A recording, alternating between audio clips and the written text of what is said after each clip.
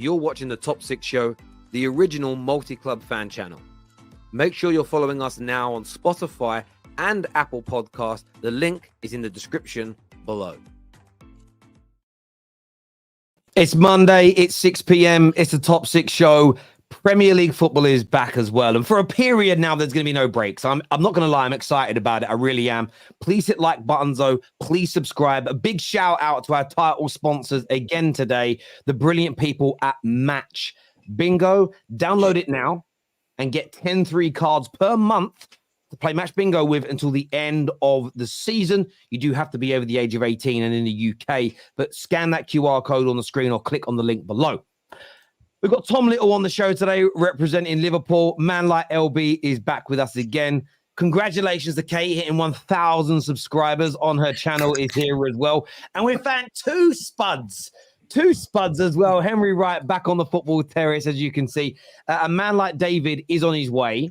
Chelsea David's on his way, but he got the times wrong. He's just finished in the gym. He's on his way home now to get himself ready to come on. He'll be with us soon. But how is everybody? Everybody well? Everybody good?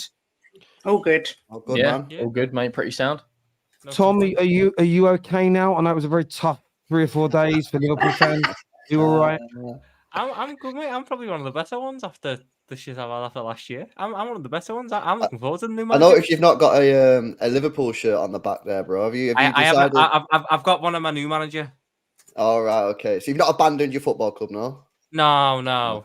We actually done all right yesterday. Going to win the FA Cup. Going to win the quad, aren't we? So get that little chestnut done. The quad as well, not a quad, the quad, because it's never been done before. No, that old nonsense. But we'll be talking about Jurgen Klopp a little bit because I want to talk about his legacy later. Because I was shown an absolute right, bruv. I didn't know my brother was back home, so there's his head appearing around the door. Oh, I went. So, like, I want to discuss his legacy a bit later because I've been shown a stat which is a madness. About Jurgen Klopp, and we need to go through it. We're going to be talking Liverpool versus Chelsea today. We're going to be looking at Marcus Rashford. We're going to be talking about another trophyless season for the Tottenham Hotspur after they go out of another cup competition. It's true. Stop doing that. and much more to come on the show. But I wanted to start because I spoke about it a lot over the weekend. I know the airways have been filled with it, but Marcus Rashford not turning up to training sick after a night out in Belfast in a club. What are we all saying, people? Are Man United fans blowing this out of proportion? Is it right for him to be suspended or sold, as many are claiming? What's your take on this, LB, with the poster boy of Man United basically throwing a sickie and getting caught out? Yeah, I mean, shocking. I don't know how many chances this guy needs. Like you say, he's meant to be the poster boy of your football club. Yeah.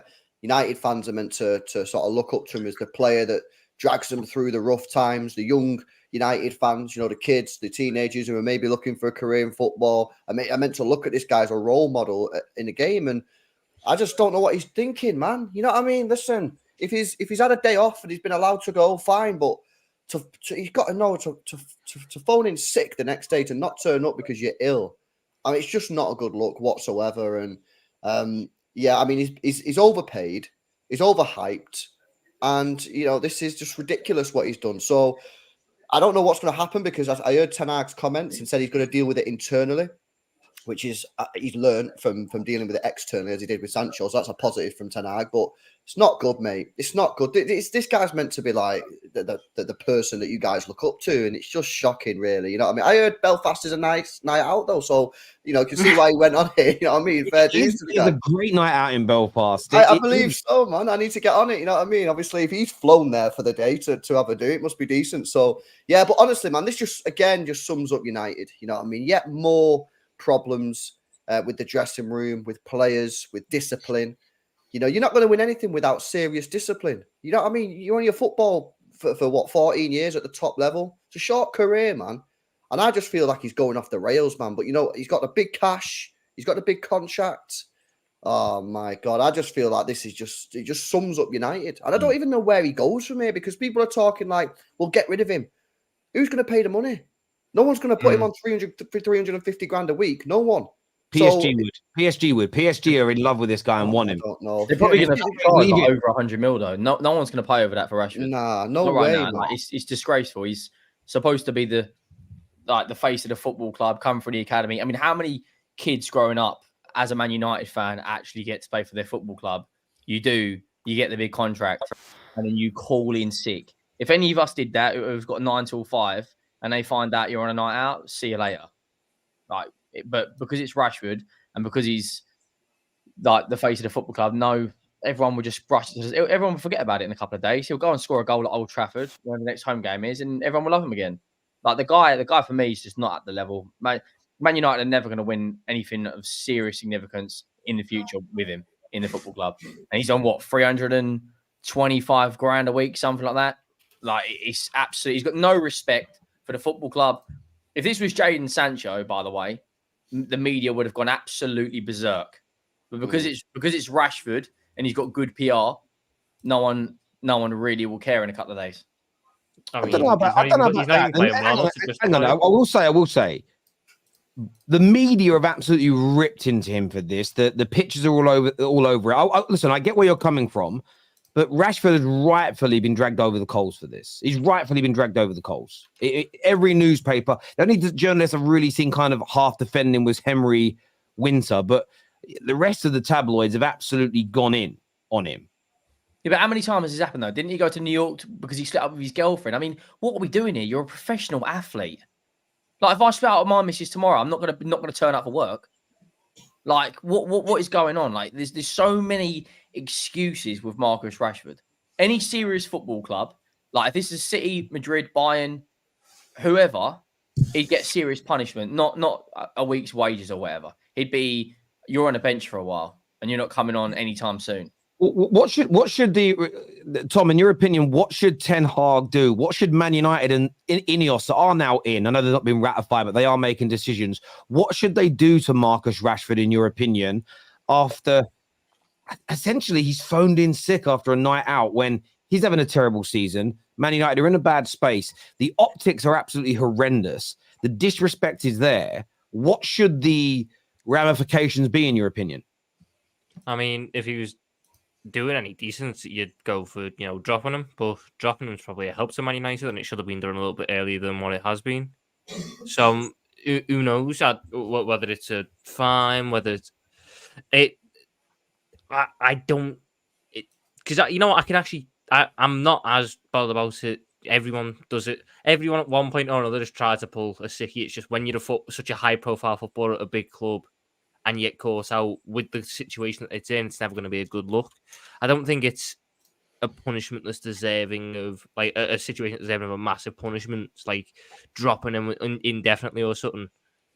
He needs a fine, and he needs to be reminded of the situation and sort of sat down and go, get your head in the game, lad, because, right, that's not acceptable. We're not in an acceptable spot. This isn't a good look on anyone at the football club. In terms of, like, what happened with Sancho, where it was like ostracizing him and not letting him eat at the canteen anymore. Not like that, because I think that was over the top anyway. Yeah, you've said I agree. Don't do that again. I totally agree with that. A lot of people are saying in the comments, like, he's human, he should be able to do these things. I view it this way: if you were say you were paying to go and watch a show in the West End, musical or a play, and you're going because there's an actor or two that's in it that you really want to watch, you pay that ticket, which is paying their salary. You turn up, and then you find out when you arrive that he's ill and not going to be performing. You go, hang on a minute. I follow him on Instagram, and I saw him out on the piss last night in a bar in London, and now he's too sick to come and do this show that you paid £100 a ticket for. If the goers of that show complained, nobody would think that's weird.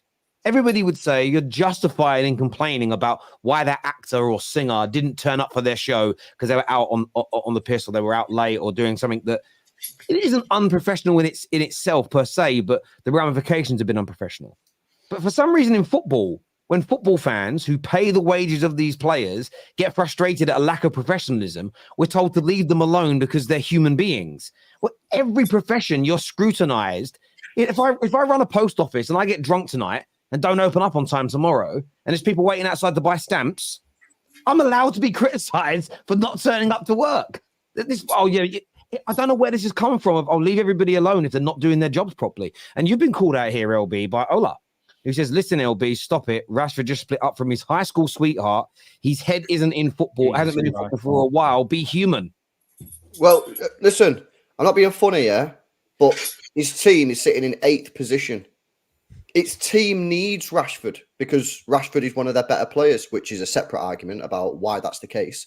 He should be taking the fucking responsibility, man. Ruben Diaz just split up with his girlfriend. You know what I mean? He's not swanning off. You know what I mean? It is what it is. She's just gone on Love Island. Do you know what I mean? That's not exactly ideal look, is it? And he's playing football, so You broke up with Diaz and went on Love Island. yeah. So hilarious. Oh my God. Sorry. I didn't know. Nah, I just thought, listen, I'm with Terry on this, man. Like, at the end of the day, you know, what do you want here? Your team is in 8th. If United were at the top of the table and he's like, listen, I've had a little bit of an issue. I'm going to go, I might take this weekend off, you know, blah, blah, blah. First of all, get permission off the manager. Yeah, you don't just swan off and then ring up. You get permission off. You speak to Ten Hag and say, listen, I ain't feeling too great this weekend. We're playing an FA Cup team or whatever. Am I right to have this weekend off? Come back. He'd probably say no, but whatever. He might say, yeah, that's fine. But the fact is, the team is in 8th. Manchester United in 8th. This season is a disaster. Knocked out the Champions League. Yeah, not in the Carabao Cup. You're 8th in the Premier League. You need to understand, yeah, the situation that is going on at that football club right now. And it is a disaster. And he should be the player, in my opinion. And by the way, when I say this is a credit to him. I'm saying that he should be the person to lead Manchester United out of this mess. Because he's a Manchester lad. He's the one that should be leading from the front. And he just doesn't seem like he's really taking that responsibility on, to be honest with you. So that's where I'm at with it. You know what I mean? At the end of the day, I find it all hilarious. Just more stuff that's going on at Man United, and you know, long may it continue. It's funny as hell. IB here says the reason Rashford never has any energy to track back is because he's on the shag all weekend. At least he's scoring one way. Man got caught in a club, plain and simple. For me, I feel sorry he did. A dumb move for a footballer. For us regular guys, no one would care less. Again, day to day they wouldn't, but if you did that, called in sick, and your boss found out, I mean, theoretically in HR law in England, because as long as you're not calling in sick during you can do it. You can call in sick in the morning and go out in the evening, and there's nothing your company can do because it's outside. As long as it's outside your contracted hours, the law's crazy for it. But people are still going to complain about it and be frustrated at you, even if it's in a profession where the general public don't care about it. And I think he's right to be criticized. I don't really get the defending of him. Again, if you're not well enough to play football because you're going through something that's damaging your mental health, take time off. But if you commit to working, you've got to deliver to a certain standard. And people are like, someone in the comments said, Terry, would you hold your own staff to this standard? I do. But I even hold like panelists. I'm going to get slated for this. But I asked someone to come on a show once. And he said to me, I can't, I'm out with my kids. No issue with that. When my show was on, I see him live on another person's channel, right? That didn't bother me. It was the fact that you lied to me. I'm like, if you'd have just said to me, so I've committed to go on someone else's channel, I'd have said, go kill it, have a good time. The fact you lied to me, I thought, I don't get it.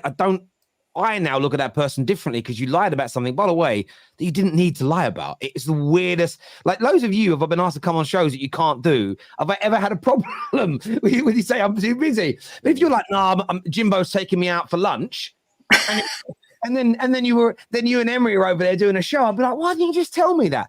I don't know. Maybe I've got weird standards. I just tell the truth. Maybe it helps. It wasn't KJ. KJ would have lost his job for doing that. No, I'm not like that. It's just like tell the truth. Rashford, you know what the best part about the Rashford thing is though? It's the photos that will come out of him doing a stupid celebration with the girl on his lap in front of the like, what are you doing, lad? Right after, like, I swear when he scored against Tottenham, he was doing the celebration like I can't hear the doubt was already in. No, he did this. Like, he did this. Yeah, doing all that, and then 2 weeks later, he sat there in a club doing. Well, if he was doing that in a club, what was that song? You'll remember it, Kate. That was one of the dance. Na na na na na na. The birdie song. That's what he's doing. Rashford is a joke. If it was me, I'd be fired. Facts. LB was holding the biggest L. Who's holding the biggest L? Diaz or Walker? Well, I don't think Diaz is holding an L. Probably Walker, isn't it? Walker's getting slated by some City fans. I'm a bit. I've got an opinion on all of that, but that's for off camera because I just don't understand it. I just don't get it. Not what Walker's done. I just don't get what everyone's outrage about it. I will say on camera. Maybe someone can educate me. I see players that get done for drink driving, which is illegal and kills hundreds of people a year, get less criticism than a man who cheats on a woman that they don't even know. Hugo Lloris did it, and no one cared. Exactly. Drink driving. You could argue drink driving should make you lose your job at a football club because people die from that. But people are outraged that a footballer they don't know sleeps with a woman they don't know and cheating on a woman they don't know. I just don't understand. Maybe it's their own insecurities about their own life or something, but I don't understand how drink driving is okay. Oh, bless ya. Oh, little drink driving. Oh, bless. You cheated on someone. Oh my God, he's literally evil. Send him to prison. It's very weird to me. Weird. I don't know. Maybe I'm wrong. Is that a dog? Did I hear a dog then? I'm getting mental. I thought I heard a dog. Anyway, Tom Little, there is an error on your channel and it won't let me join the server 400 message. Is there a problem? I don't know how I can sort it out. It wants to be a member of your channel there, Tom. I know. I'll see if I can sort it out. I don't know how this works. Maybe then you could pay for a haircut. Wow, yeah. Walked into that one, didn't I? Walked into that one.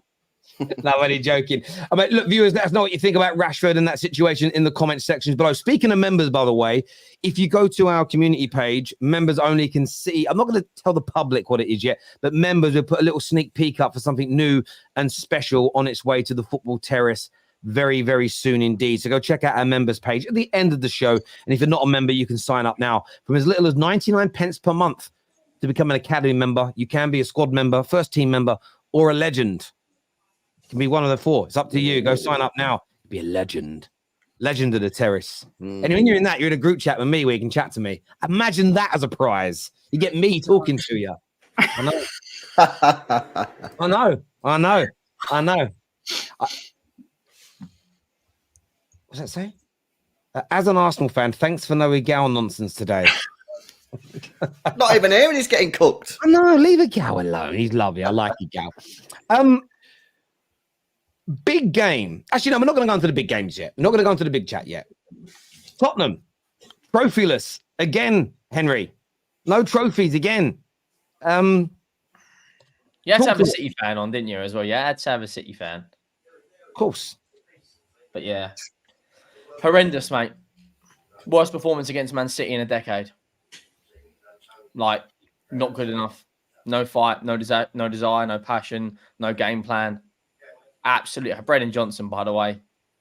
Like, I'll be the only fan to call it out. The guy is absolutely poor. Like, he's horrendous. I don't get what the guy does. Generally, I don't.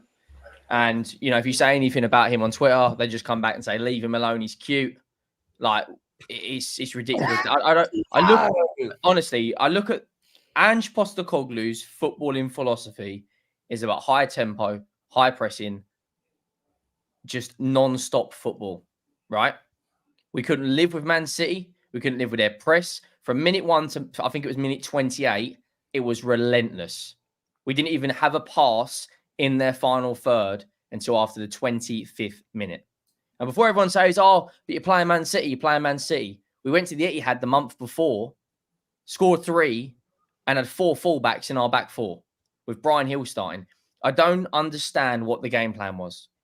That literally the players, I don't understand Tottenham. Whenever we come into a cup match, whether it's Champions League, Europa League, Conference League, FA Cup, League Cup, it's never the same for the players as it is a league match.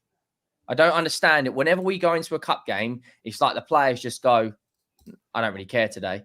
Because Tottenham against Man City, LB will say, that, you know, there's been games before where they've dominated, but Tottenham have shown fight and desire to go and score goals. We had absolutely nothing. The midfield was, Bentancur was all over the place. The defense, the back 4 was pretty solid, but going forward, the fullbacks didn't invert. The usual stuff that we've seen every other game this season. We just flipped the switch. And if you look at the number side of things, Nuno's performance was better. Conte's terrorist football was better. Jose's football was better. That performance, when you look at the numbers, to have one shot in a cup game, we haven't won anything since I was 12 years old and I'm 28 this year. 16 years without winning a trophy. I don't care if it's Man City, Brazil, Real Madrid, to have one shot on target the entire game is nothing short of an absolute disgrace. Because let's be real, the last 10 minutes, Man City there was probably a few doubts thinking it will be just our luck for Tottenham to go and nick it at the end, right? But there was nothing from us. Man City, from minute 1 to minute 90, just were in complete cruise control. We didn't threaten them. I mean, Timo Werner made so many runs in behind in the first just half. pass to him. What's he done to not get a pass? Kulusevski, I'm thinking, I'm screaming, pass the flipping ball. Timo Werner was running through the middle, and at a one-on-one, the ball doesn't find to him. Brennan Johnson, any winger in world football, when he gets that touch, goes around the goalkeeper, wins a penalty. I just do not understand this attack, by the way. Like, Richarlison was the only one that actually held the ball up, showed some fight, and actually did a job. Brennan Johnson, we might as well play with no right winger. I mean, the guy is absolutely horrendous. £47.5 million. We've gone to Nottingham Forest and spent big money and not come away with Morgan Gibbs-White. Oh, but he's young. No, he's not. He's the same age as Vinny Jr. He's the same age as Haaland. He's the same age as Saka. No one is saying to me, oh, but Haaland's young. Who cares, mate? He's 22. He's played in a World Cup. He's not a young player. If it was an 18, if it was Dane Scarlett coming off the bench, I'd be like, right, cutting some slack. He's 18. He's not even started a Premier League game. But this is Brennan Johnson, whose goals kept Forest up, got Forest into around mid-table. The guy absolutely stinks. He doesn't have any brain of a winger. He can't take a player on. He can't go round the player. He can't score. He can't create. But because he scored a goal at Wolves, we've got to get off the guy's back. Any elite football club in world football in a cup game shows fight and desire. We were absolutely toothless. We might as well got in a ring with Mike Tyson with our arms tied behind our back. But if you say that, or you say anything that's not going with the flow, you're just negative and just a Conte lover. Or it's just nothing. Let's be real. That is the worst cup performance anyone has seen at home in a long time. I think all it's showing is just you've not got very good depth. It's not even about the depth. Fine. We played the worst team at the Etihad last month and scored 3 goals. Yeah, it's not about the depth. It's not even about that. That starting 11 wasn't terrible, bro, and they were shocking. Other than James Maddison, who was on the bench, it was our strongest team we could have played. And Man City went, easy money, see you later. The fullbacks are not going to invert. If we just chuck an extra body in the midfield, they will not be able to live with us. Kyle Walker was heat map. He was basically playing on right wing. And we didn't even see, hang on, there's a space there. Someone getting behind. Timo Werner's making, it's just a disgrace. Like, he's so many runs in behind and he's not being found. Kate, obviously as a Spurs fan as well, do you agree with that? What Henry's broken down in terms of Johnson, and why was it so bad as well? I'd love to get your take on why it was so poor. Yeah, I agree. I don't think you're the only one to say Brennan Johnson's crap. I think that the majority of the fan base have acknowledged that he's crap. And I think most people are thinking that his future isn't going to lie at Spurs because he just can't cut it. I knew it was going to be tough. We had nothing going forward, no teeth, no one that could score a goal. I mean, Sonny's a massive miss for us, but we need something else up front because there was just no target man.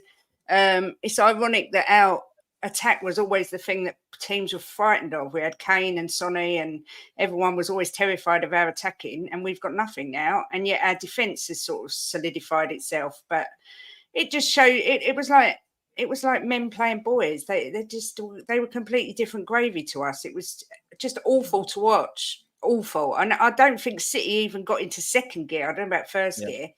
And once De Bruyne come on, I knew it was going to be curtains then, but I think we was kind of lucky to just get away with losing 1-0. We've got no creativity. Maddison clearly isn't fully fit. I think he touched the ball once and lost it. Kulusevski had a poor game as well, didn't it? Because they had a lot of chances in that game. I mean, I don't think since Ange has been here, I think one shot is the worst stat that we've had, because normally we have tons of shots on target or off target but don't score. But I mean, to just have one shot, and you could say, well, yeah, City are a brilliant team, but like I say, they didn't even get out of second gear. We were just appalling. It's like I reckon they'd all been clubbing with Rashford because they all look lethargic, and Yeah, it was dreadful. It was one of the worst 95 minutes of my life. I'm not going to lie. It's quite funny actually how that's probably one of our worst performances we've ever Yeah. played against Spurs, and yet we win. You know what I mean? Well, Mhm. usually we play better than that normally and then end up losing. So yeah, you guys were super disappointed. I thought your midfield was atrocious. Your midfield was atrocious. Your defense actually was pretty solid. I think Henry spoke on it before. I think like Dozier, Van der Ven, they were class. Them two in particular. But your midfield just completely ghosted. And whilst you only had one shot on target. I kind of won't blame your attackers for that. I blame your midfield because they just offered the forwards absolutely nothing. Højbjerg, Bentancur, and Kulusevski just nothing really. You know what I mean? No creativity. They very rarely dominated the ball and sort of took over that midfield. And I agree with your comments on Brennan Johnson. I just do not know what this guy brings to your team. I can't believe you spent 40 odd million quid on him. I don't even know. I don't even know his best position. Is he a striker? Is he a winger? Is he an attacking midfielder? I don't even know. On the bench is his best position, I think. I can't believe you bought him, man. And this is sort of like and I've had this conversation with people in the past, but this is why I kind of get annoyed with Spurs from a neutral point of view, because why are they spending that much money on Brennan Johnson? You know what I mean? For me, if you're spending close to 50 million quid, surely you've got to be getting someone who's a bit more proven. Brennan Johnson, when you look at it, right? When you look at it, West Ham got Kudus for 42 million. Chelsea got Palmer for 40 million. Aston Villa got Diaby for 50 million euro package deal. We have spent 50 million pounds with the bonuses on Brennan Johnson, and he can't beat a fullback. Every time he gets up against a fullback, he just turns around and passes it back. If you're a left back coming up against him, if Rico Henry is fully fit, hypothetically, in the Brentford game on Wednesday, he's going to be thinking, right, easy at the office. I've got Brennan Johnson. At least Kulusevski, when he gets close, he cuts in or goes down to the byline, drops the shoulder, can actually cross a football. I don't get Brennan Johnson's strengths running in behind, yet he never runs in behind. I just don't see why we've spent. And if you look at our forwards we've signed in the last 3 years or 5 years, notoriously, we are horrendous at signing forwards. Dan Juma, Richarlison at first, 60 million quid. We've done 110 million quid on Brennan Johnson and Richarlison. Actually, let that sink in. Then we've signed Carlos Vinicius. But when it comes to every other, if it's a midfielder or a defender, we're normally spot on the last couple of years. Like Udogie, Van der Ven, Maddison, Bentancur. Whenever it comes to a forward, like Bergwijn, I mean, why is it we might as well go, our scouts go, when it comes to signing a forward, whoever that is, we start opening up the yellow pages and calling the first number. I just don't get what we're doing. And without Son, for probably they're going to go very far in the Asian Cup. We've got to play Everton away, Brentford at home, and Brighton with a front line that's not going to change. So I don't see and if Maddison's not fully fit, Brentford's going to be a struggle because Tony will be licking his lips thinking the spotlight's on me, counter attack like they would he had last year when they won 2-1. He'll be fit. It was the exact same game plan. It will be copy and paste, and we're going to have big problems. We might as well be flipping Sadio Mane's hairline, mate. We've got something at the back, but there is nothing going forward because that's what the club is at the moment, and it's big problems, mate. And I don't think Brentford will be a walk in the park. I think we're going to struggle. I want to throw a question out there. I know it's only year one for Big Ange, so there seems to be, and I understand why, a lack of criticism for going out very early in both these cup competitions. And of course, you went out to Man City, which is no embarrassment. Does this put more pressure on him going into year two? Because if he doesn't win one next year, it's 2 years without a trophy. We all know with Spurs. We spoke about this before. They're not little old Spurs anymore. In terms of income as a club and how much money you're spending, in the last 3 years, you've only spent £27 million less than Man United. Your turnover and income now is in the top 5 in the world. So surely your manager has to be judged like any one of those other big clubs of, yes, you've got to, it's going to take a few years for you to become consistently challenging maybe for the Premier League. But next year, he's got to start being judged on winning trophies. And going out so early this year, is that not going to apply even more pressure to him next year? Yeah, I think so. 100%. I think he'll get this season where everyone will sort of sit back and go, it's the start of a painful rebuild. That's all I keep hearing. But I think next year the pressure's going to be on. I mean, he basically threw away the League Cup by making 9 changes against Fulham. which I still can't get my head around why he did that. But anyway, I think the pressure will be bang on him next year because Tottenham fans, rightly so, are desperate for silverware. I mean, it's just been ridiculously way too long. And it's the one thing that every club banters us with, because no matter what I say in your chat, no matter what I say on here, no matter what I say on any channel, all I get back is, yeah, but you're Spurs, you never win nothing. And I can't come back with anything because it's true. We don't ever win nothing. And that's got to change. So, yeah, the pressure's got to be on Ange, but we need Levy to back him. You know, bringing in Brennan Johnson's, Ashley Phillips, that ain't backing him, in my opinion. So it's down to the board as well. But yeah, I think Ange is going to feel the pressure next year. Doesn't Ange have quite a big say though in the transfers? Because I'm sure I heard him in a press conference once said like a player won't be signed unless I give it the okay. Yeah. Well, if that's the truth, then yes, you can look at the board and say the board need to do better, but also he's the one who's saying yes. So he's got to take the responsibility like that. Like with Ten Hag, we all know at United he's the one making the signings. You know what I mean? So he's the one who gets the criticism. If Ange is saying okay and is happy to have these players in, then surely a lot of the blame is on him as well, because he should be going back and saying, no, I don't want Brennan Johnson. No, I don't want this player. Go and get me something else. No? Yep. It's like I said, though, some people say Ange is not a yes man. You know, even though I think all managers are a yes man to an extent. If he gives Levy a list of 8 players that he wants and that he gets the 8th player on that list, he's going to turn around and say, well, yeah, I did want him. But what about the 7 that he wanted before that Levy says we couldn't get because they were too much money? Do you see what I mean? There's always a way around it. I don't believe that Ange Postecoglou, with 30 plus years experience in management, scouted the market and found Brennan Johnson and went, yes, that's the one I want for 47.5 million. And if he did, then that's really concerning. If he did, then it is massively concerning, because not only did we overpay, but I've not seen anything so far to suggest he's even worth half of that. So it depends how you look at it. I don't know. No, on next season, though, it will be... Oh, go on.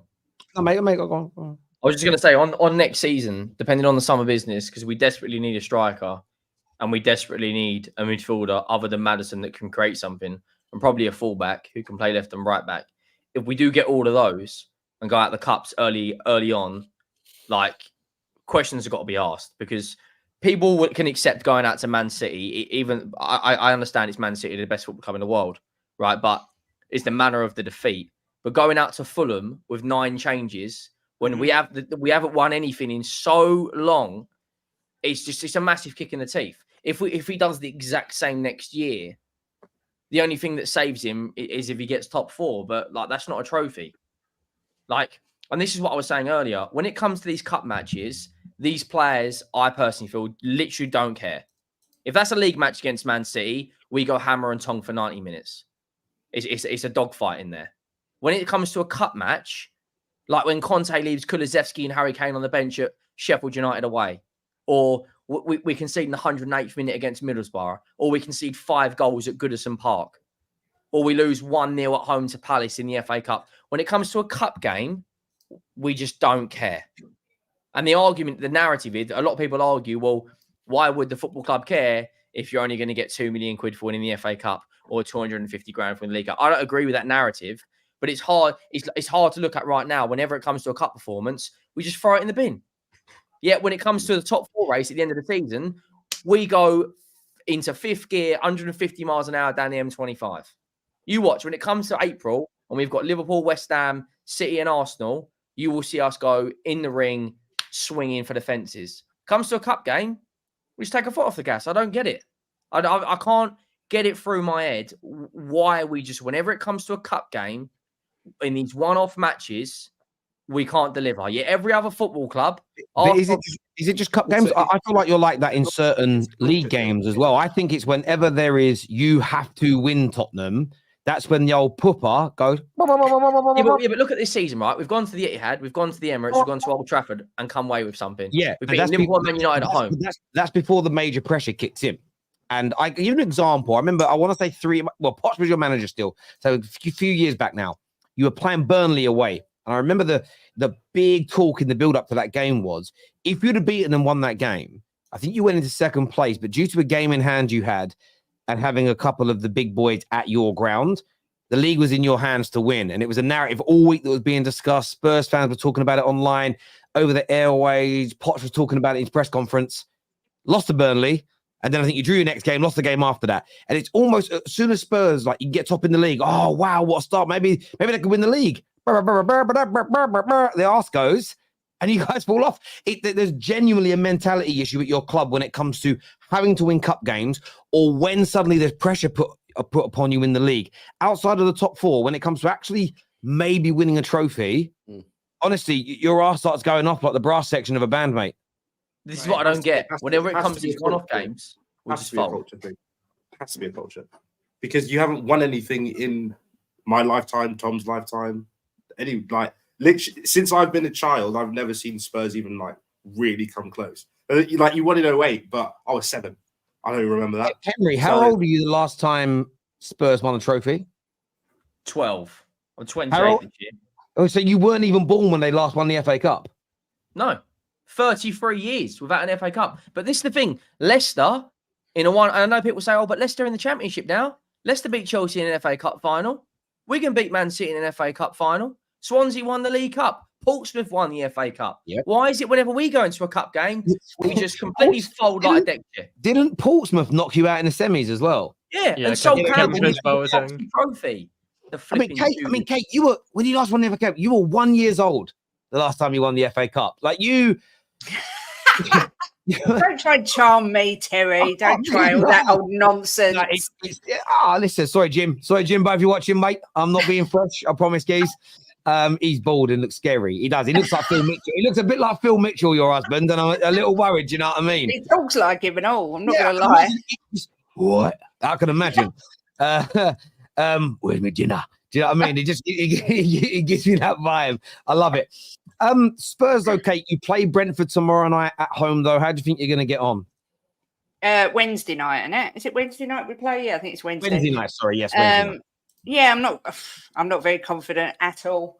I just think it's what I said at the start when they were all gobbing off on the fan reactions saying we were going to win the league.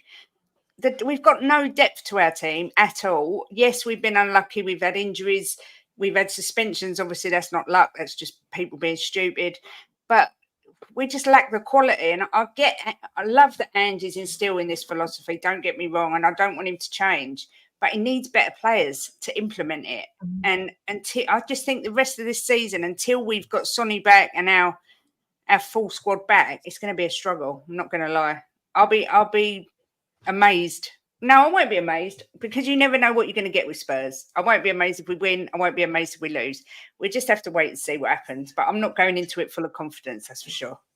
I think the most telling thing about the Tottenham Hotspur heritage is Harry Kane left them to go to Bayern for a shoe-in of a trophy, and he might end the season with none. It affects other clubs. It spreads. It's like a virus that spreads to other clubs. It got Dyer as well. Poch is doing the same at Chelsea. Chelsea are going to be the new Spurs, you know. We're in a final. What are you on about? Final.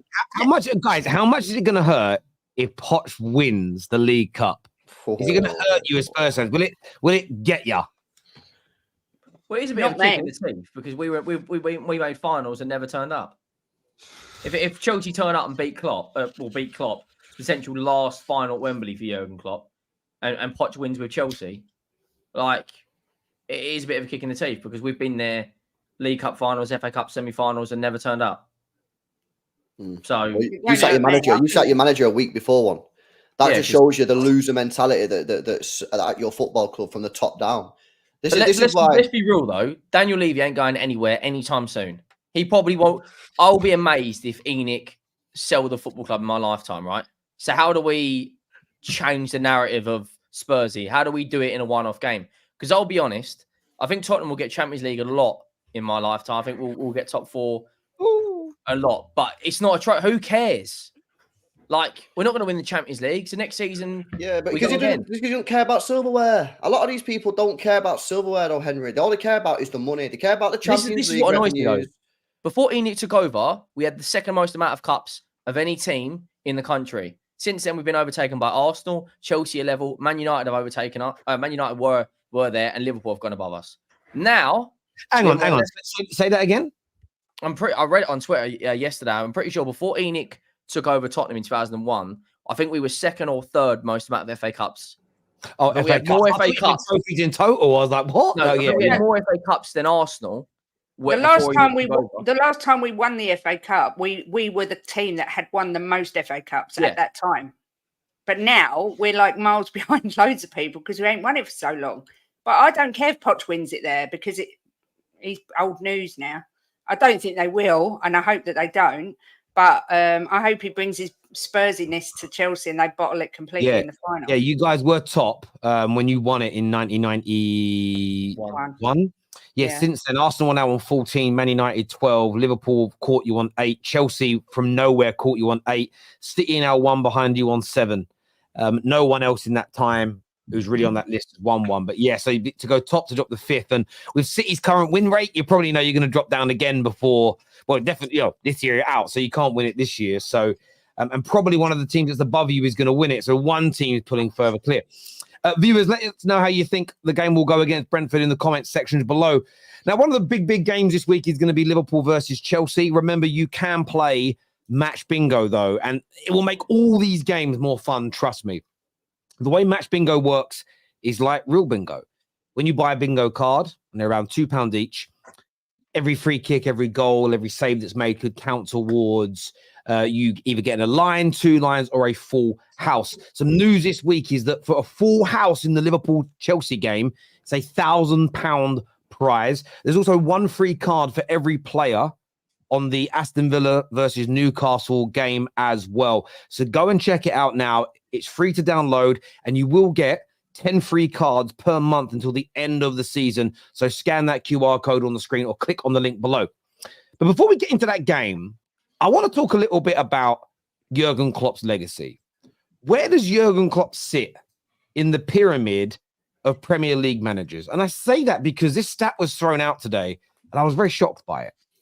That in the 9 years that he has been at Liverpool, he's won 4 trophies. In that same time period, Man United have won 4 trophies. I'm not saying they're as big. I'm just saying that it's 4 trophies in 9 years. Where does Jurgen Klopp sit for you all in terms of Premier League legacy? We know Fergie's number 1. I think most would now say Pep is definitely number 2. But where does he sit in that space? Because I'm not making that stuff up. I'm not dissing Klopp. I've seen a lot of journalists using this. Obviously seen a lot of Man United fans online kind of bantering them. Of course, we know there's a Premier League and Champions League in there, so they weigh a lot more than Man United's trophies.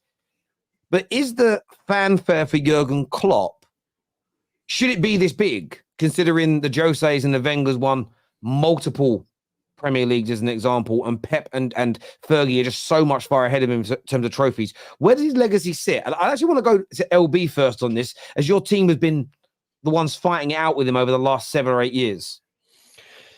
Yeah, he's up there, but for me, he's not in front of the likes of obviously Fergie, Pep. I'd put Mourinho above him. Wenger's an interesting one, but I'd probably put Wenger above him. You know, he done the Invincibles, so I'd probably put Wenger above him actually.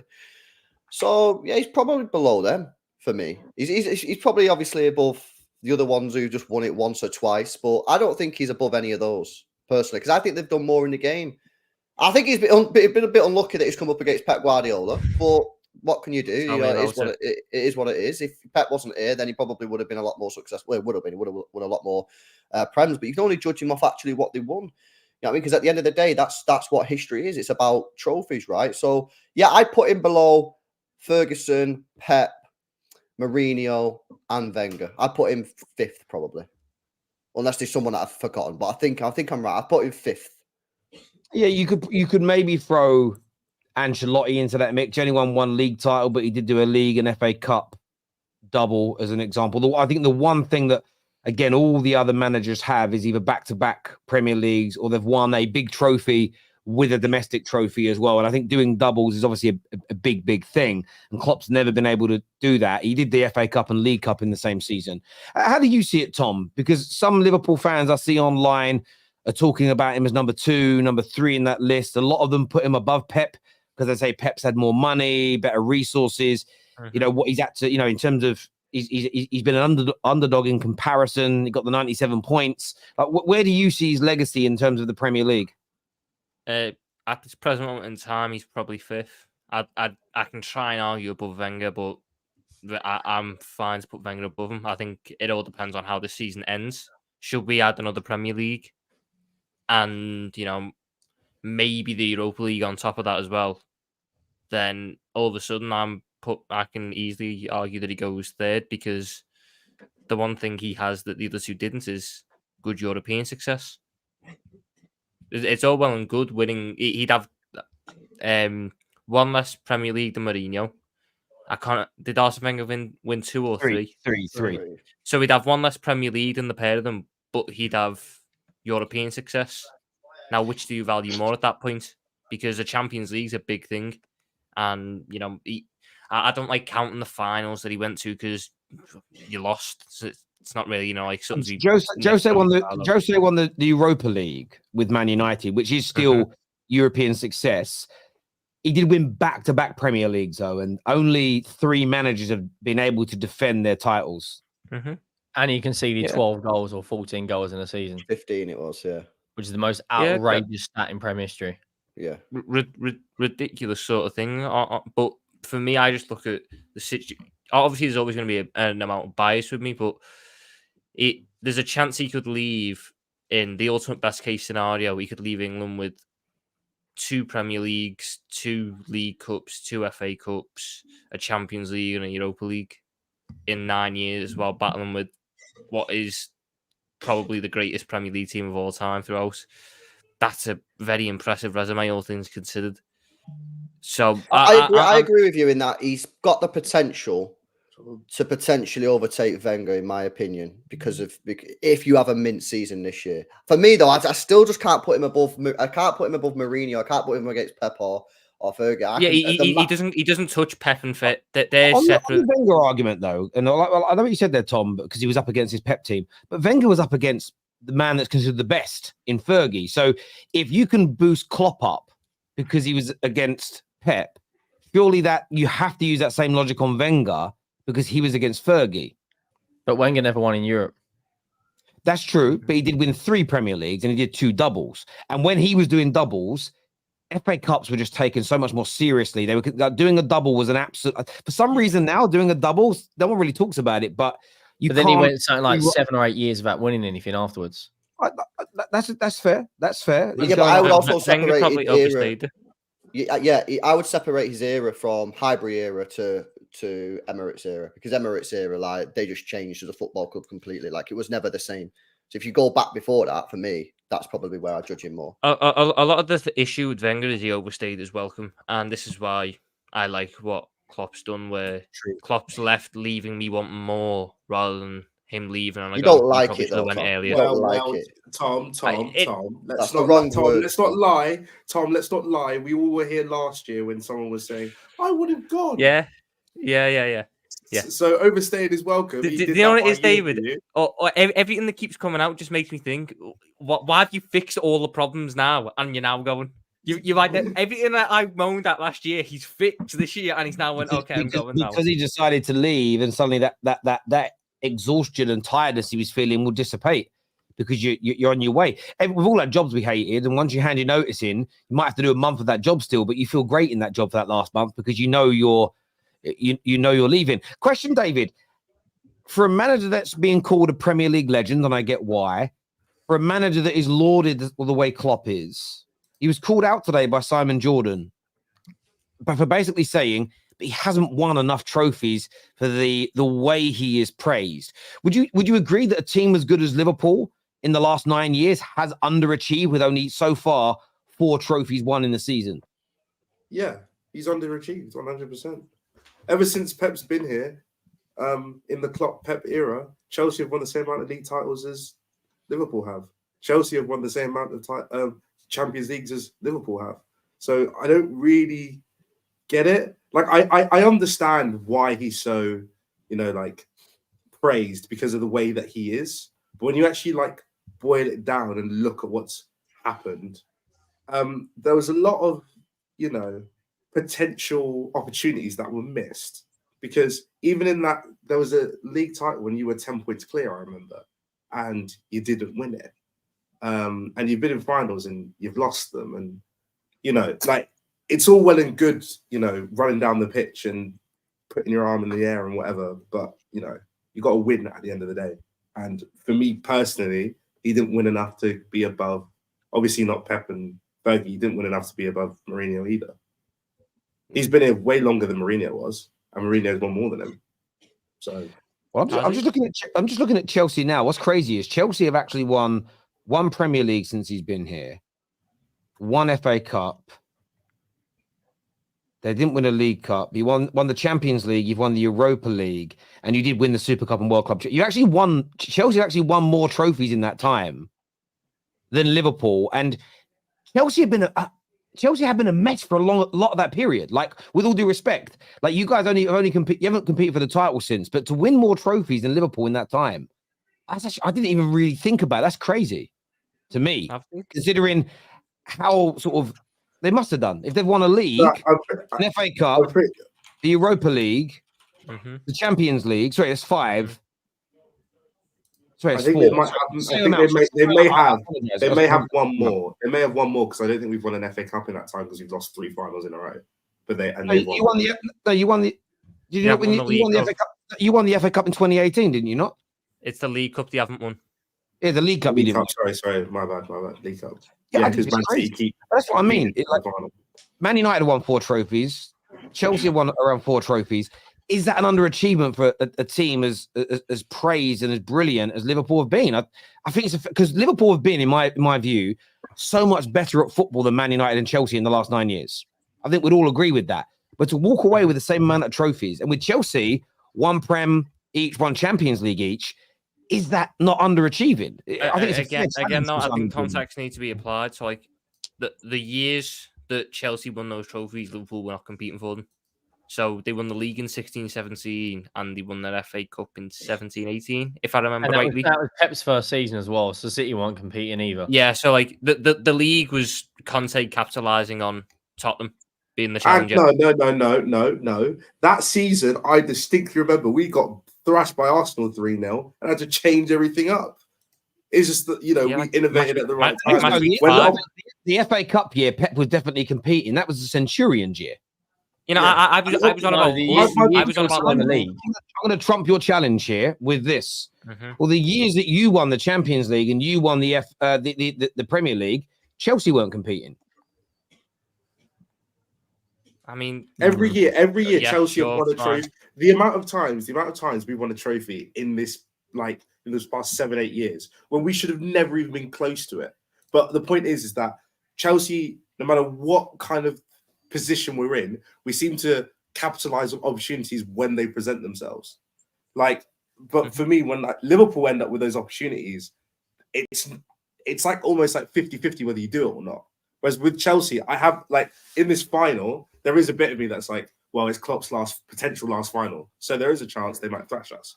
However, there is an opportunity for a team who are currently sat in 9th position, who should be nowhere near a final in any way, to win a trophy, the first trophy of the season. That is a potential thing. And I'm going to back my team because no matter what seems to happen at my club, we just tend to win trophies when we're not meant to. All the years we've had Champions League level winning sides, we've never won a Champions League. In the Champions League final in 2012, we were absolutely battered for 120 minutes and won on penalties. And in 2021, City were by far a better team than we were. It's just that Pep showed up on the day and decided, you know what, I'm going to play 3 really mobile midfielders, left out Rodri, and we were just kind of like, okay, we'll take it. And Timo Werner and Kai Havertz ran. There's a comment here that said the panel are underplaying Klopp's achievements. He's done great. That's fair. That's a fair comment, but history does remember what you win more so than anything else, does it not? Yeah, no, for me, it's like, go on, Kate. No, I was just going to say it does, but I think I don't think Klopp's being given the credit he deserves. He came into Liverpool and he's changed their whole philosophy. He's changed their ethos. He's brought in good players and made them great players. He's walking away from the club, leaving them in a miles better state than they were when he came in. And at the end of the day, he's been competing against Pep Guardiola and City, which are they're just a phenomenon in themselves. So I think he deserves all the plaudits he's getting. I mean, I'm glad in a way he's going because I hope affects Liverpool in a negative way. But I do think as well that Premier League are losing something special with him in walking away. So I think you're all being a little bit harsh. History will never be kind to Klopp. History will never be kind to him. But I know what he done. I know what he done for the football club, and that's all that matters to me. I know that when you look at the trophies, when people ask about the trophies at the end, Mourinho will have more, Wenger will have more, Pep will definitely have more, Fergie will have more. That doesn't matter to me. I know that what he done was save this club from being just mid-table fodder, effectively, because that's all we were. We were celebrating 7th place finishes with Emre Can at centre back. That they were, turning a corner. He managed to revive that club, revive everything that we were, get the fan base back on side, unite everything. History won't be kind to me. Yeah, we've lost Champions League finals. In an ideal world, Jurgen Klopp's leaving England and Liverpool with 3 Premier League, 3 Champions Leagues, going down as maybe the second If it best wasn't for manager. Courtois' masterclass, you would have battered Madrid. Yeah, I think it's fair to say, what I was going to say before is it's fair to say that Klopp has built an amazing team. Yeah, one of the best teams I've ever seen. But it's also fair to say that he's not won enough trophies, really, that he had with the team. I mean, he lost 2 Champions League finals. He probably should have won some more domestic cups. And he's been, it is difficult. You're up against Pep Guardiola, for me, the greatest manager of all time. And, he's only won 1. So I think it's fair to say, I think both can be true. Yes, he's done really well. Yes, Tom will love him and he'll go down as a legend. But you can also look at it and say probably should have won more. Yeah, I think the only thing I'll say to that is, out of all them trophies that we missed out on, the only one that really gets me is that Champions League final in 21-22, because we were the favourites going into that one.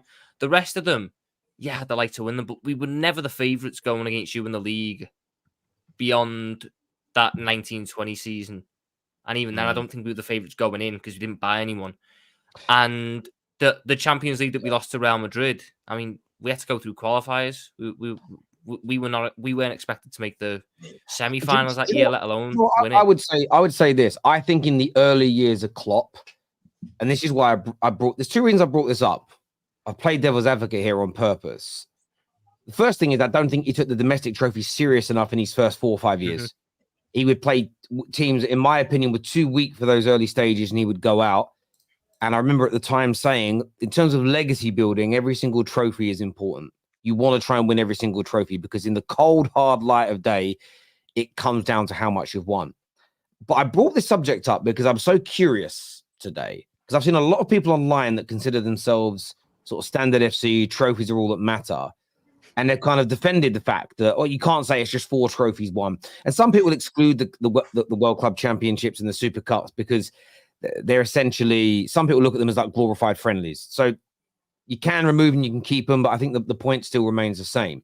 That 1 minute, all that matters is trophies. And then the next minute, the same people that say all that matters is trophies is the context of winning the trophies and how good the football was and how close you went and the weight of certain trophies versus others. But yet they will ignore that context and they will ignore the sort of the backdrop of the situation when it comes to a club or a manager that they dislike. So I just wanted to, it wasn't to try and catch any of you out because none of you have done that, but I just wanted to play devil's advocate and get your views. And I agree with everything that LB and Kate said massively around, you can't ignore the backdrop of what he did in terms of how good his football team were and the levels that he went to. And I think that history won't be kind to him in terms of people that never watched this era. And this is when the young people watching will understand this in 20 years' time when kids start saying, that Klopp weren't that good. He only won 4 trophies when he was here. And you'll all go, no. You have to watch it to see it, which is what Man United fans my age and older go through when we listen to the media play down what Fergie did. People, and they have played it down the media. It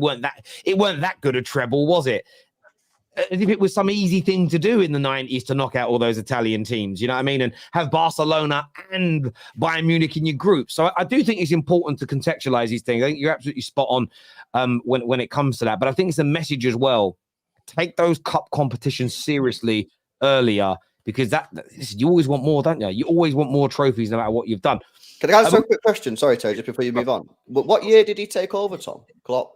He came in halfway through the 15-16 season, so his first full season was 16-17. Right, so you've got FA Cup knocked out to Wolves. Year after, FA Cup knocked out to West Brom. Year after, knocked out to Wolves. Year after, knocked out to Chelsea. Year after, knocked out to Manchester United. Then you won it. Then you got knocked out to Brighton. So there are a lot of them teams, really teams that you'd be like, you know what I Yeah, mean? So yeah, he never gave the domestic cup. He always gave the League Cup a little bit more respect, which was always a bit of a weird one for me.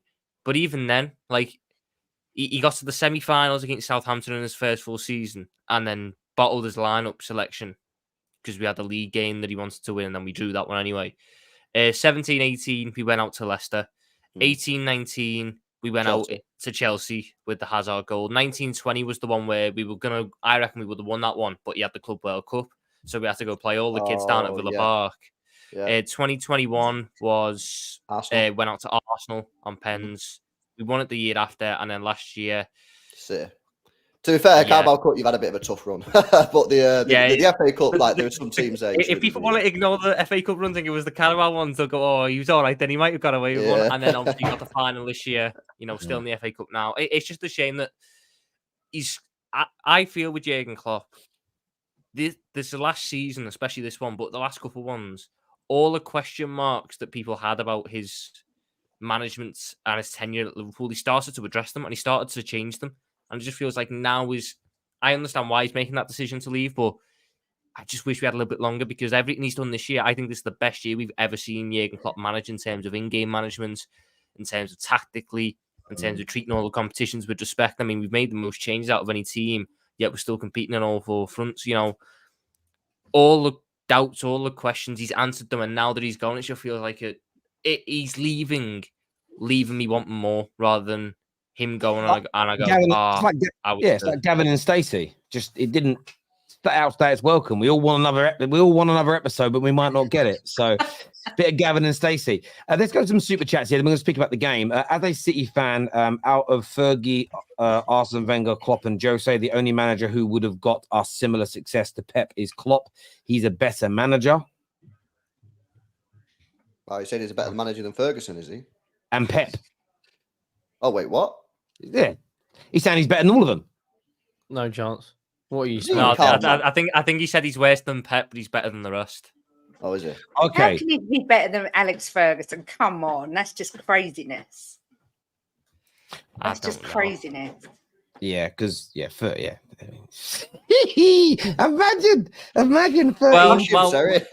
Where's Sir Alex Ferguson's Bundesliga title? He's got two of them. Where's Sir Alex Ferguson?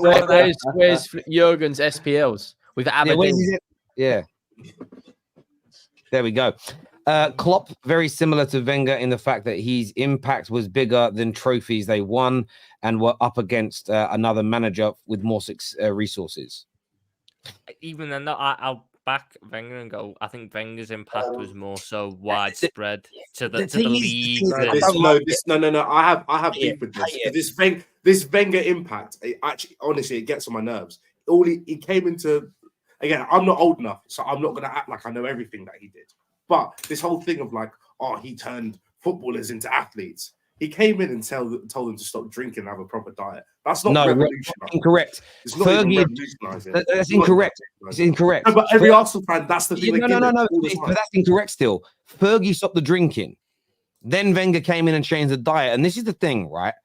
Wenger has definitely left a lasting impression on English football. And I think Klopp has done it as well. But certain managers we romanticize. Do you know how big is sports science now in the Premier League? Massive. Huge. Sam Allardyce brought that into the Prem. Why does no one eulogize over that? He was the first guy to bring that in. How important is rotating your team now in football? Fergie brought that in. And there's actually been professionals that have said Fergie didn't revolutionize anything in football. But yet every one of our managers here and now does rotation, which was basically made popular. People used to say you can't win by doing it as an example. And it's not trying to play down what Wenger and Klopp have done. They're brilliant at things they've helped to revolutionize. They really are. But certain other managers don't get the credit for these things. And it's funny, if you just like read about managers that are just randomly pick some great manager and read about them, you read so many revolutionary things about all of them. I've always found it weird that some are celebrated for it and others we just don't know about. But maybe that's just me. I think the issue with Wenger is he will always have a lot against him that he never had the Champions League or he never had any sort of real form of European success. That will always stand against Wenger. Whereas Klopp got everything. He may only ever have got everything once, but he got everything. He showed that he's got both European and domestic pedigree. I I think for agree with Wenger, that. it's always going to be, you've never done it in Europe. If Pep wins the Premier League every year after Klopp leaves, does that change the narrative? He's won the Premier League pretty much every year Klopp's been here, so there's not much analysis to change. Because we all know it anyway. We all know this. That's why it's not like it's if Pep wins it all, it's like, oh, maybe it's just Pep. Everyone already knows it's just because it's Pep. Like it's also it's also as well though. You can apply that logic. Well, Fergie retired in 2013. You could apply the logic that if he didn't retire, multiple other managers and clubs wouldn't have won the league title for maybe up until Pep got here. So you can use that logic for a number of these managers as an example. So I just don't think you can't look at it through that lens. It's too narrow, in my opinion. Sorry, Henry. I was just going to say, with Klopp going into the season, and obviously Guardiola's probably going to be there a few more years. Chelsea are in transition, Tottenham are in transition, Arsenal are doing up a lot of PR. Who's going to be the one out of the pack to go and rival City? Because like this big question, I don't think Tottenham are near challenging for a title.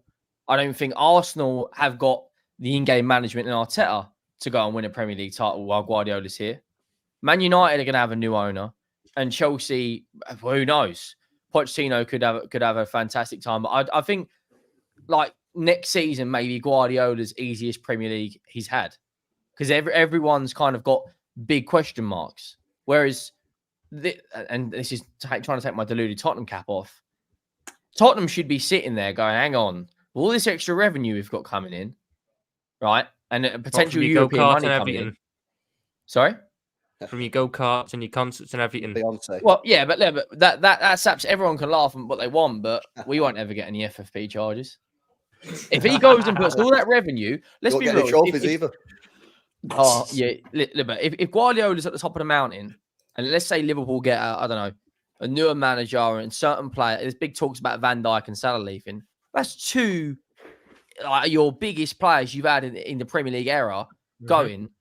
There's a lot of question marks over every team. Tottenham should be sitting there going, if Levy's going to give Ange all of the resources, they should be sitting there going, right, let's actually be serious now. Let's stop flipping, messing around. Let's actually go for it. Because Man you ain't City, going to do that, bro. You ain't going to do that. I know that, ones for me. It was Guardiola's easiest title he's ever won. Possibly, bro. Possibly, but I think Arsenal are the only ones that it depends on who we get in. It should be Arsenal. It should be Arsenal because we should now take a couple steps back. It will be Arsenal, in my opinion. It just depends on whatever manager we get in. I was going to say that, but Arsenal already are. Last year they challenged and they finished 5 points off top. They're in the title race this year again when they've not even been at their best. Unless they suddenly lose all these top players or stop spending money, like they can't go and spend money like next season. They can't go unless they get like 400 grand off their wage bill. Or win the Premier League or Champions League. They can't go and. I don't know, but at the moment, no one's really spending. Like Arsenal are already doing that. I don't think Liverpool are going to drop off massively as an example. And if you guys spend right, again, you're only a handful of points away from them right now. Like this, I just don't believe in this notion because history has shown us that, yes, that we've had times where Liverpool, Man United, and now City have dominated English football. Arsenal as well, I think, in the 30s. But just because they're nearest, when Arsenal stopped competing against us, Chelsea stepped up and became Man United's biggest competitor. Then it was Manchester City. Somebody will step up, and just history shows us it's going to happen. I personally wouldn't worry about that.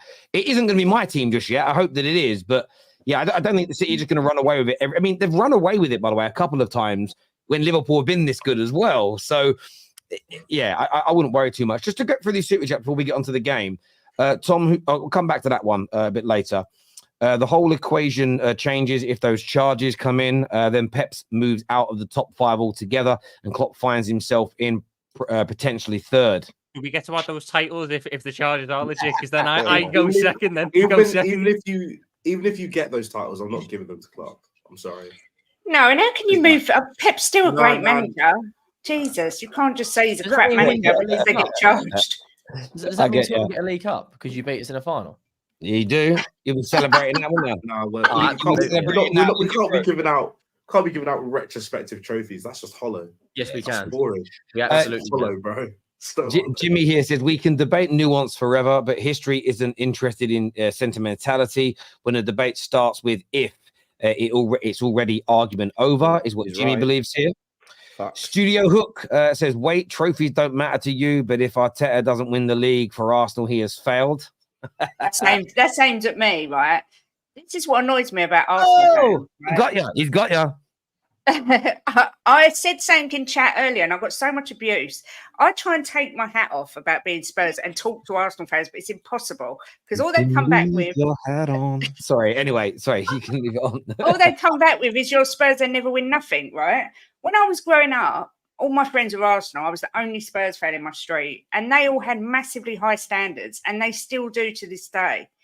Arsenal fans just cream themselves over Arteta. They pounded Wenger out of their club because he was finishing fourth every year. Arteta comes in, spends 700 million and finishes in the top four, but all of a sudden he's the best thing since sliced bread. And the reason I'm saying he failed is because all the Arsenal fans told me this year you were going to win the league. And you haven't. The best part about it all is he won he's the only trophy he's won with Unai Emery's players. Got rid of them all and hasn't won anything since. That's the best bit. And Unai Emery could win honours this year. I mean, David Moyes, a better manager. David Moyes won the same amount of trophies as Arteta since he's been there. Yeah. So that was my point. But I hope Arteta stays there forever. I want to shout out Studio Hooks, who is gifted 53 memberships to the panel. And I just want to say, because it's there in black and white, people do, that's £199 he has just spent on you, the audience. Wow. I want to say a big thank you to Studio Hooks, and I think everyone who's been gifted, he's actually gifted 20 earlier ones today as well. So that's 70 memberships that he has given out today. You absolute legend, Studio Hooks. Your last super chat was right. Your last super chat was now right. Yeah, I take it all back. You're right. Everything you said was right. This year says 1 domestic trophies in 2 out of 8 seasons. In 2 out of 8 seasons by now is what Harold says. If Levy gives, lol, delusion, not chicken fans, is what Curiosity says here. Dinesh says to us, Liverpool started challenging City from the start of the 2018-19. That's 5 years. Top 16 managers will be judged as Klopp did when they started management. Yes, you do judge them from when they started. Of course you do. You don't discount. You can't. Otherwise, you could just... when do you start it? Do you start it from the first time you challenge for a league title, or do you start it from when they came in? Interesting take. But Henry Dan said you take over Klopp, so relax. Oh, this is because I said that. I think you was on the show, Tom. I said, and you got to hear me out with this, that I see similarities in Ange in his first season that Klopp had in his first season. Coming into a dressing room that's absolutely horrendous and ripped it all out and starting again. And I said that I think Ange potentially could be a similar level to Klopp at Liverpool at Tottenham if he's given the right money. He even Klopp in his first half season reached 2 finals. Right. Okay. He similar. I didn't say it's going to be exactly the same, but like he's come in, changed up the style, been bought a lot of the right players, and I think there's similarities there. I don't think he's going to come in and do what Klopp did because I think Jurgen Klopp's a better manager. But there's similarities there. There's got to be an element of let Postecoglou be his own thing rather than just trying to say, well, he's got stuff like this and stuff like this. Postecoglou is his own thing. And I will say this about most managers. Right, though, because Postecoglou is currently the third favourite to become the new Liverpool manager. I mean... he's a Liverpool fan as well, isn't he? He's a Liverpool fan as well, isn't he? He is. Like, Alonso's first, second is somebody you forget now, and third is Postecoglou. Probably the Zerbi's probably second. The Zerbi's second, but like the Zerbi and Postecoglou are like 4-1 each. Like there's decent odds on it. I mean, if he wants to come win some trophies, you know, exactly. Some more super chats before we get onto the game here. This is from Ray from earlier on. He said, I think it's because he did show up for training. That's the problem. I remember Michael Jordan went out partying and still dropped. Yeah, again, this is also the thing in life about unfair treatment. I was a pretty good salesman. I was always above my target. So I got away with doing things that the underperformers didn't. That is not about, I don't consider that being unfair. That's do your fucking job properly, deliver, and you get privileges. It's as simple as that. That's life, brother. That's life. It happened again. Tottenham Hotspur, it happened again. Hold that, Kate, the heater. And last time Spurs won Oh, hater. Sorry, I meant to say hater. I didn't get the heat of it. Since the last time Spurs won the FA Cup, Arteta won twice as once as a club captain and once as a manager. Ray also back again here says, my Spurs friends, it was shocking. One shot to show for 90 minutes. Big Ange needs calling out for that. Ten Hag would have. I think they have called him out. They called him out on that, Ray, 100%. But thanks to the super chat. Everyone's saying Klopp in 8 years won one Premier League. It's not true. Liverpool started challenging from the 2018-19 season. That's 5 years. So are we counting it from when when Liverpool first challenged for a title? Or are we counting it from when he joined the league? Yeah, you can't do that, bro. You got. I mean, if we really want to get into semantics, Klopp only actually really challenged for 3 years, and he won one of them because he had no centre backs 1 year, and then we had no midfield the other one. So he actually only challenged for 3 years. How many league titles has Pep won? 6. Too many. 5. Because I turned around once and went, oh yeah, 5 in 7 years is good, and City fans were telling me, no, it's 5 in 6 years. You have to count it from the first year he won one. I'm like, no, it's 5 in 7 years. You can't. I don't know why fans do that. You can't do that, Dinesh, bro. You gotta count it from when he actually took over the job, man. Come on. I agree. Roberto Di Matteo won more than Mikel Arteta. Just saying. This is true. Pound for pound. I do discount that FA Cup though, because he was up against the midfield of Jordan Henderson, Jay Spears, Stuart Down, and Steven Gerrard. There's certain FA Cups that carry just a little bit more weight than that one.